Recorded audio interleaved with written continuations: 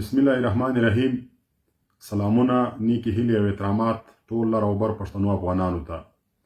د احمد شاهي جغرافیې ارمانجن ملي شهید پروفیسر ابراهیم ارمان لوني شپږم تلین به دا ځل د پښتون ژغورنې غورځنګ له اړخه څخه په اول فروری د فروری پر اول تاریخ د جرمني په فرانکفورټ ښار کې په ډیره لویه سطح باندې لمانځل کیږي چې هلته به د مختلفه طبقه فکر خلک راځي او ملي شهید ته به د پر شهادت د عقیدت او د احترام ګلونه وړاندې کوي.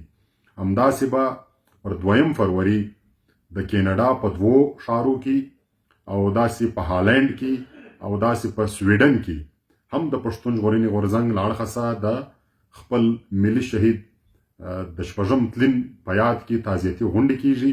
همداسې پر مخ باندې به هم د یورپ په مختلفو هیوادو کې زموږ ملګري اعلانونه کوي او هلته به هم زموږ د شهید خپل تلین هلته ملګري لمانځي. یقینا زموږ شهیدانو چې د کم مقصد دپاره خپل سرونه وشیندل، زموږ ملګري به هڅې کوي که هر رقم مشکلات وي د خپلو شهیدانو ارمانونه به پوره کوي او موږ خپلو شهیدانو ته دا ډاډ او تسلي ورکوو چې ستاسو لاره موږ پرېښې نه ده.